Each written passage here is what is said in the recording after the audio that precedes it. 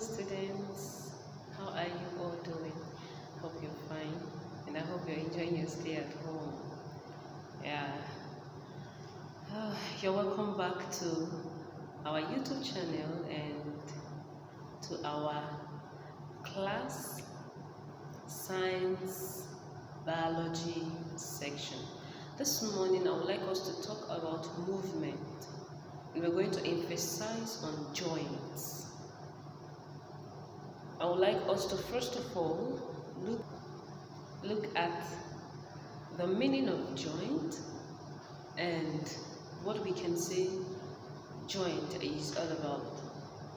That joints occur where two or more bones join together. Joints occur where two or more bones join together. For example, this is a joint. Alright? This is a joint. Why? Because it's where two or more bones joined together. This is a joint. You see, right? You see? Now, exactly here is what? A joint. Now, we also say that most joints are flexible. However, some bones in your skeleton, remember we talked about skeleton in our previous class.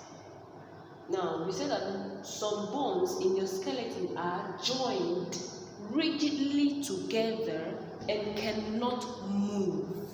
What is rigid? Rigid is something that is stand still, something that is stiff, that cannot move. It cannot move. So we say that some joints are rigidly what? Joined together and they cannot move. You will see some examples down.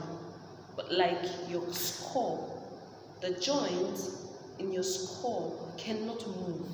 They are rigidly what? Joined together. So it cannot move like the hinge joint on your elbow. It can turn, move forward and backward. Alright, let's proceed. Let's see how joints allow you to move.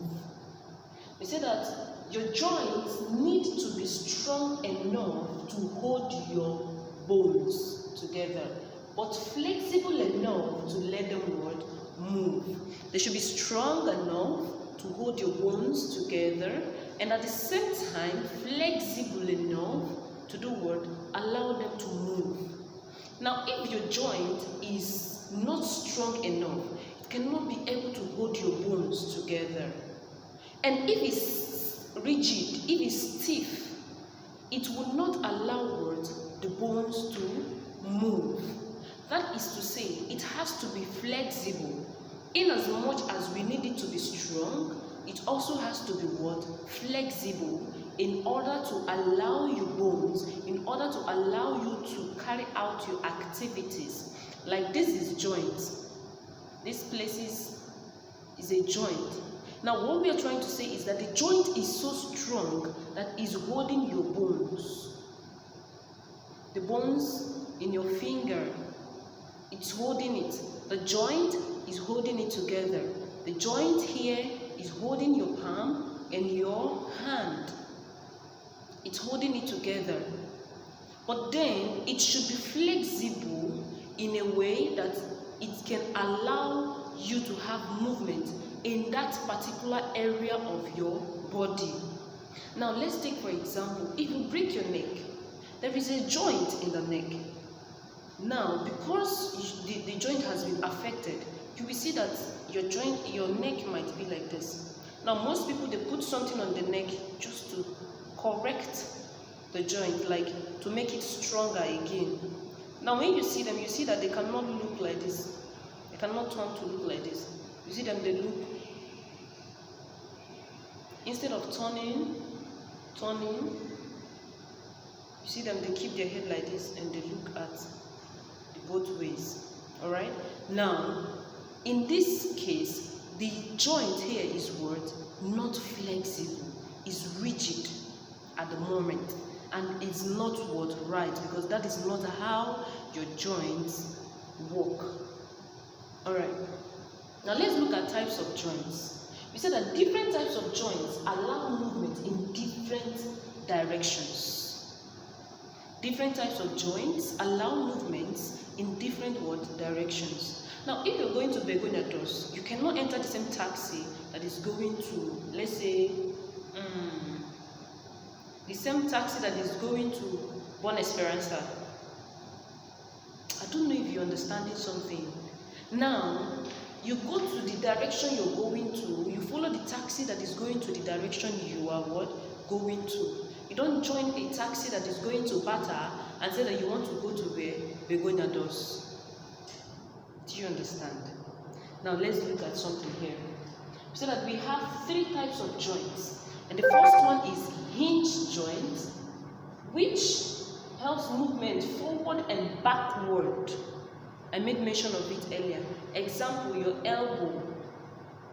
Your elbow. Your elbow. You see, your hand can move forward and backward. Forward, backward. Forward, backward. And this is called your hinge joint. Now, another one is your knee. The joint on your knee is also what? The hinge joint. Then the second one is the ball and socket joint. For movement in all directions, for example, the hip and the shoulder. The hip and the shoulder. So you can move your body to any direction. Why? Because the joint, as the ball and the socket joint, can permit you to do that. Alright, let's look at the third one. We say fixed joints. Like I said earlier, rigid. These ones are rigid. They are stiff. They are fixed. Now we said that they do not allow any movement. For example, the skull. I made mention of the skull earlier. Now the joint in your skull, you cannot move it. You cannot start moving your skull. What you're moving is your neck. Alright? So that is what we call it what? Fixed joint. Alright, let's see what a joint looks like. I know you want to know what a joint looks like, right? Alright. We said that if your bones move against each other, they would rub. Now, when your bone move against, like when you accidentally fall, or when you're climbing a stake, and you mistakenly, your bone rub with each other, it does what? It gives you pain. It makes you feel, And for the moment, you will start walking like that. You will not walk straight again while you're having pain at that particular joint. Now, we say causing lots of pain. Eventually, the bone would wear away. Alright? Now, to stop this happening, the end of bones in a joint are covered with cartilage. Now, we say that a cartilage is a strong, smooth tissue. You know what is smooth? It's not rough, it's smooth. Okay? Now, it is kept slippery by fluid. It is kept, it helps them to do what? It makes it slippery. Alright, this allows the bones to move without rubbing together.